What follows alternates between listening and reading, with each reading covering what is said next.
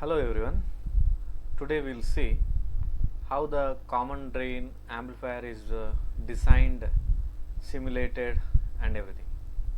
So common drain amplifier, the schematic is shown over here. Gate, drain and source. Source resistance is connected and it is one end is connected to the source and the other end is connected to the ground.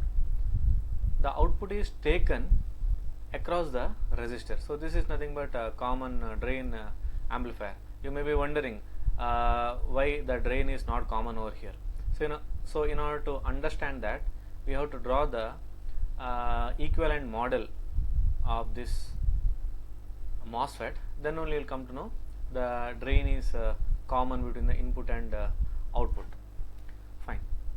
So common drain amplifier we have already studied in the previous semesters. The gain equation is something like Gm R0 divided by 1 plus Gm plus GMB into R0, where GMB is nothing but the body effect that is going to come into the picture, and R0 is nothing but the internal resistance of the MOSFET, and of course Gm is nothing but the transconductance.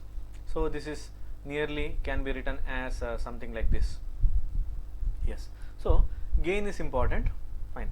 So apart from the gain, the two more factors that are very important when you are going to consider the design aspect is nothing but the input and output resistance or impedance. The common drain amplifier is going to have a very high input impedance and low output impedance. Fine. So we know that the equation are already there, so we are not bothered about the equation for the moment, but we should remember that high input impedance and low output impedance are the characteristics for the common drain amplifier. Now what is the use of this? Generally the common drain amplifier is used as the used to connect the two stages. Suppose let us just consider one amplifier section is there. This is supposed to be connected to the amplifier 2. So this needs to be connected directly to the amplifier 2. And let us imagine that the amplifier 1 is having very high output impedance, and amplifier 2 is having the input impedance as low. So if you connect this to this, or if you cascade the amplifier 1 and amplifier 2, there is going to be a loss of signal when it goes from amplifier 1 to amplifier 2, because this is having high output impedance, this is having low input impedance. So there must be impedance matching between these two sections.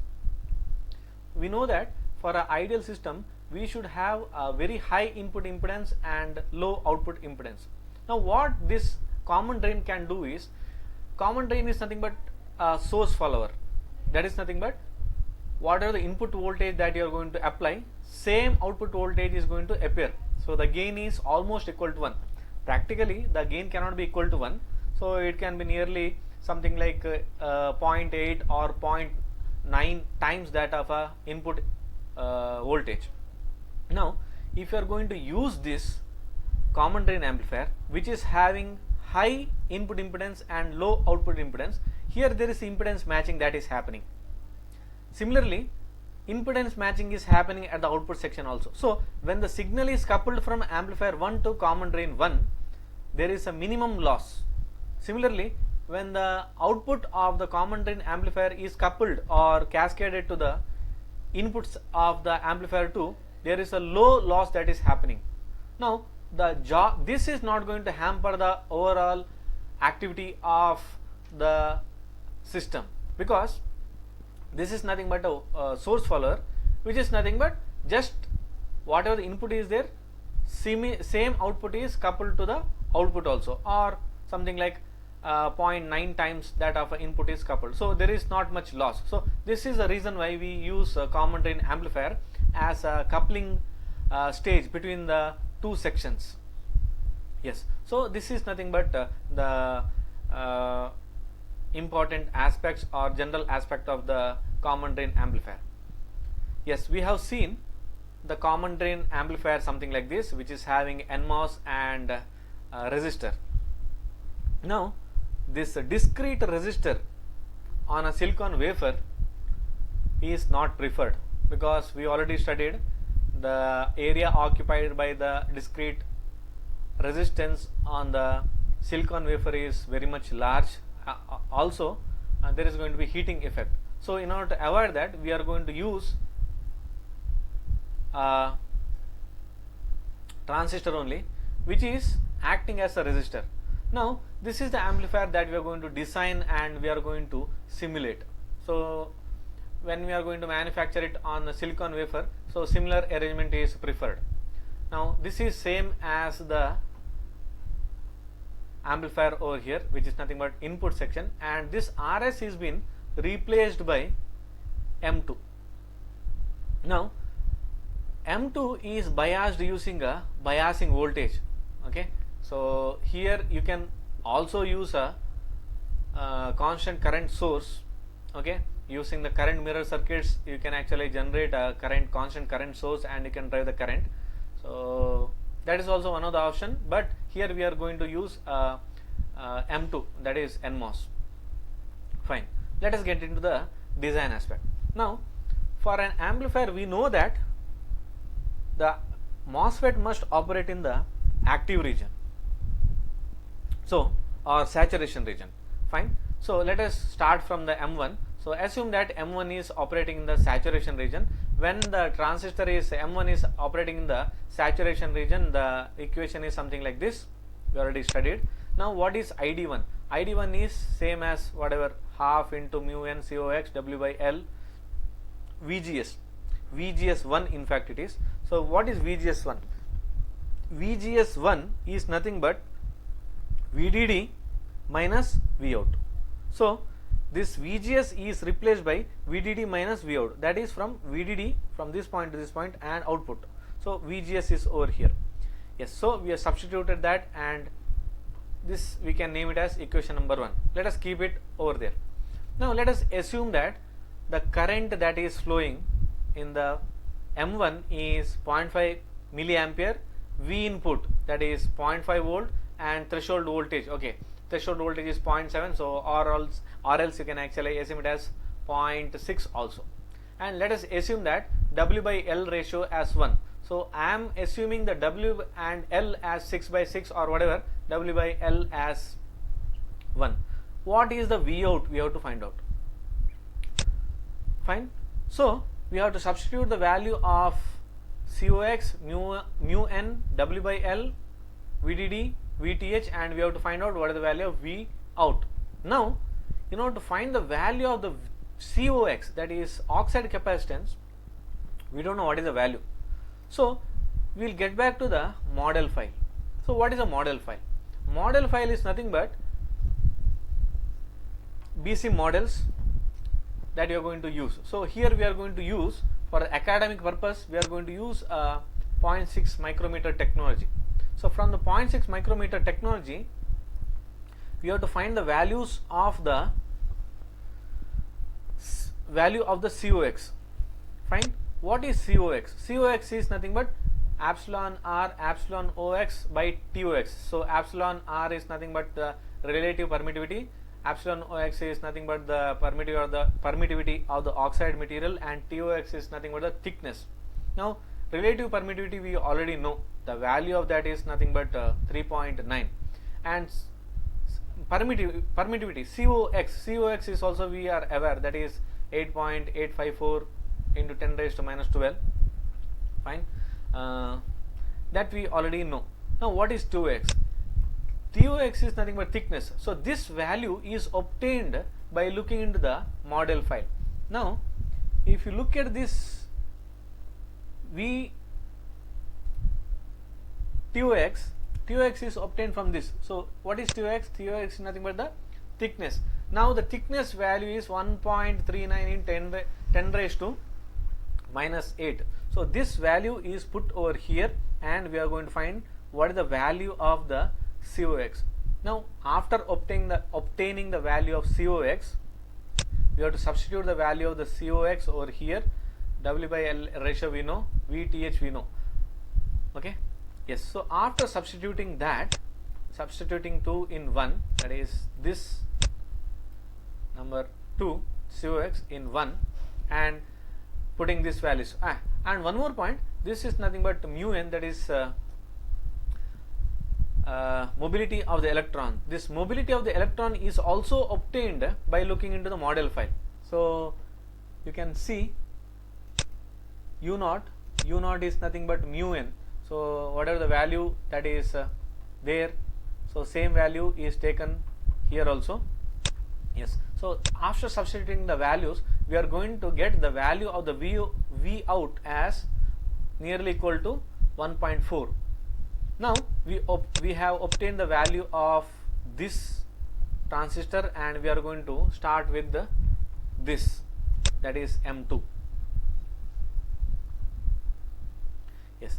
Now let us assume that M2 is also operating the saturation region. So for the saturation region, we know that drain to source voltage must be greater than or equal to gate to source voltage minus threshold voltage. Now this is VDS2. VDS2 is nothing but VGS minus VTH. Here VGS is nothing but VB. Fine. Same thing has been substituted over here. VDS2 is nothing but VB minus VTH. Yes. Keeping that in mind, let us proceed. ID2 is nothing but this equation, VGS minus VT whole square. This VGS minus VT, that is VB minus VTH, is substituted. So as V out, okay, VDS2 is same as V out. What is VDS2? VDS2, drain to source voltage, is same as V out. So whatever the V out that we obtained over here, okay, same value we are going to substitute. So we have substituted VGS minus VTH, that is nothing but VB minus VTH as V out.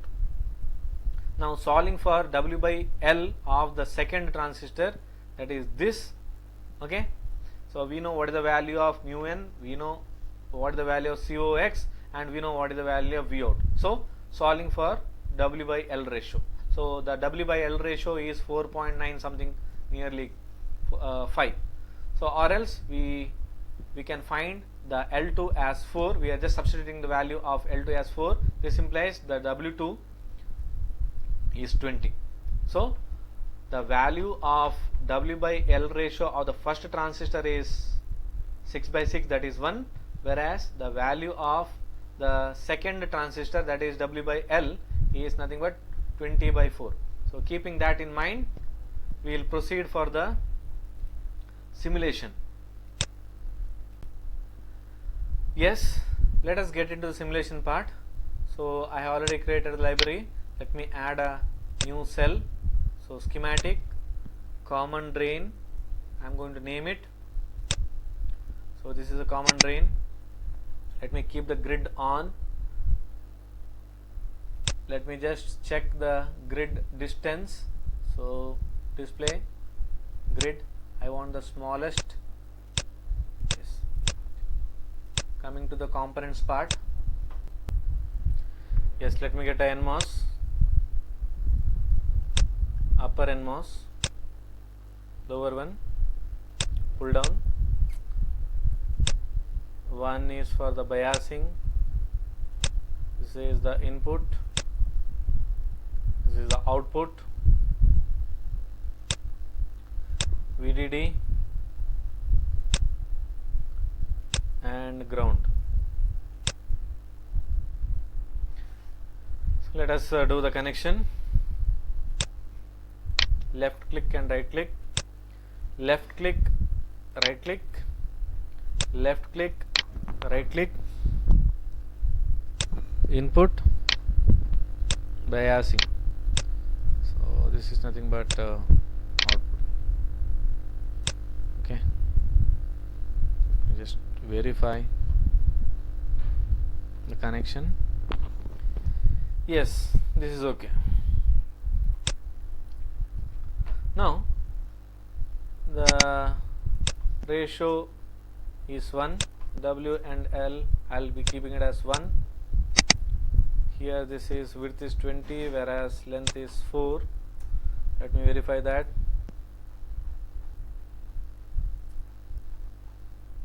L is 4, W is 20. Okay, fine. Now let us just export that. So this is V in, this is VB, this is my V out.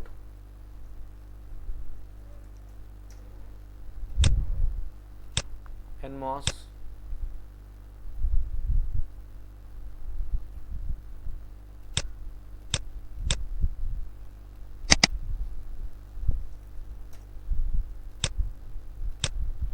this is also NMOS.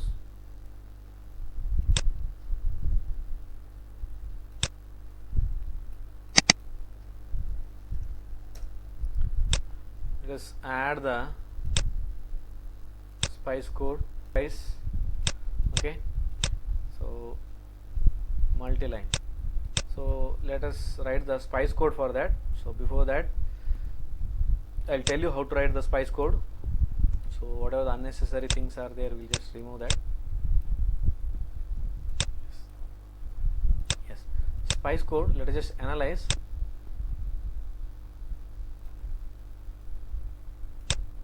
Yes, VDD is nothing but VDD is between VDD and 0 of DC of 5 volts. So VDD is between VDD and ground of DC nature and 5 volt.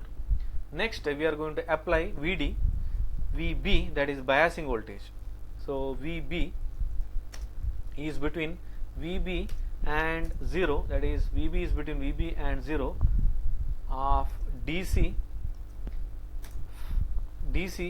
and we don't know what is the value we are supposed to put. Here we have put as 5. Here we don't know what is the value we are supposed to put. For that we have to go back to the design. Now if I just look at the design, what is VB? VB is nothing but VB minus VTH should be equal to VDS, or else VDS should be greater than or equal to VB minus VTH. So VDS is nothing but V out only. So the value of the V out that we obtained is 1.4. So whatever the value that we are going to choose, it must be less than 1.4. So whatever the value of VB is there, this value must be less than 1.4.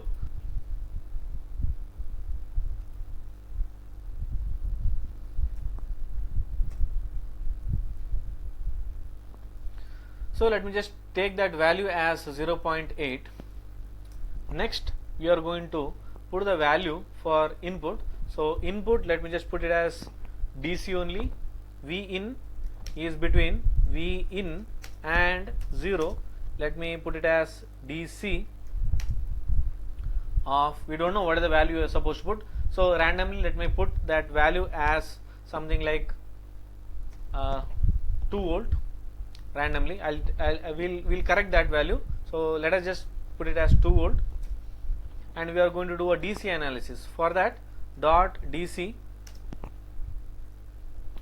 V in is plotted from 0 to something like 5 volt or maybe 6 volt in a step of 0.01.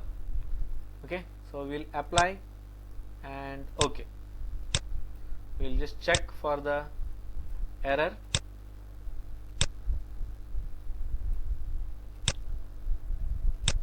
Zero error, no problem. So after that we'll go for the simulation check. Yes, so whatever the code that we wrote over here, same code has appeared in this portion also. Let us look at the input as well as output. So this is something like this. Now let us maximize this and we'll see. So this is the DC response. Now the green one that is shown here, this is nothing but the input, and the blue one is the output. You can see the output is following the input. The very nature of the source follower or buffer is nothing but output must follow the input. Now output is following the input, but not from the beginning. You can actually see after something like 2.4 onwards, 2.4, or we can say 1.8 onwards, this is almost a straight line, so we can say 1.2 onwards only, but let us give some breathing gap over here, and we'll say after 2.4 this is following, output is following the input. No, this is very important observation. Now this is the value that must be given to the input when we are going for the transient analysis. So let us choose a point somewhere over here, maybe something like 3.6, or let me go for something like 4 point. So 4 volt is a 1. I am going to set at the V in, yes, for the transient analysis. So in order to do the transient analysis, so I am coming back to the spice code, and I am going to put this as 4 volt. So earlier I put as 2 volt, so just for the DC analysis purpose, but now I am going to put the value as 4 volt, because if I bias the transistor, this transistor, with the input of DC bias of 4 volt, with the DC bias of 4 volt, so in this region the output is following the input. So that is the reason why I am going to bias it like that. So here I am going to do a transient analysis. For that, sine 4 volt, this is nothing but DC bias 4, and input voltage of 1 volt, so this is nothing but the amplitude at the input, that is applied. So 1 kilohertz frequency I am applying, 0 0 0 and 50. Okay, so these values you can get it from the internet. What is the reason for that? So this is nothing but the DC bias, this is nothing but the input voltage that is present at the input, and this is nothing but the frequency. Now you may be wondering why I have given in 1 volt. Generally, as we already seen, the common drain is used between two amplifier section or the two sections which are cascaded. The output of the amplifier 1 may be high voltage signal, higher valued signal. So in that case, the amplified version of this voltage may be 1 volt. That is the reason why I have just put the value as 1 volt. Now if I put 1 volt, is there any sufficient place to swing, or what I am trying to tell is 1 volt is nothing but the amplitude, that means 2 volt is nothing but the swing. Now if we come to this region, if I bias this input at this point, that is 4 volt, 5 volt and 3 volt is the swing. If I bias it at 4 volt, 4 plus 1, that is 5 volt, and 4 minus 1, that is 3 volt, is a swing. This is the region at which the input is going to swing. So in this region the line is straight. Okay, so when the line is straight, there is not going to be any problem, there is no problem at all. So that is the reason why I just put that swing as 2 volt, or else amplitude as 1. Now putting this value, let us do the transient analysis. So for the transient analysis, dot trans, so let me just three sine waves, let me just save it and do the simulation. Wait a second, 3 seconds, 3 milli, yes. So this is the signal. Input one is green one and output is nothing but the blue one. Now we will see the input magnitude. So two cursors. So cursor 2 over here, cursor 1 over here.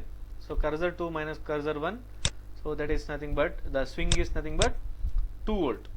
Fine. That is correct. Now let us see what is the magnitude.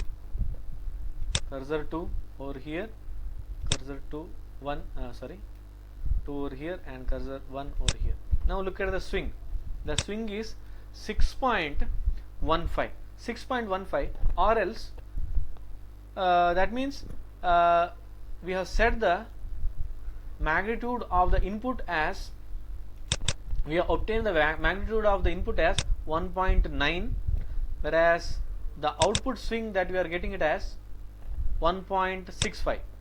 So output is following the input. You can see the phase is same, there is no change in the phase. So output is following the input phase, whereas the output voltage is little less.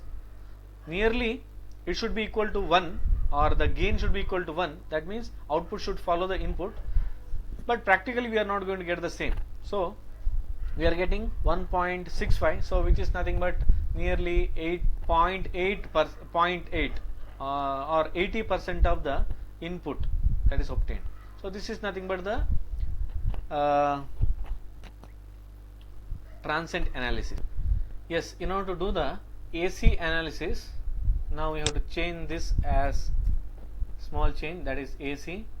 So transient analysis, we are going to comment dot AC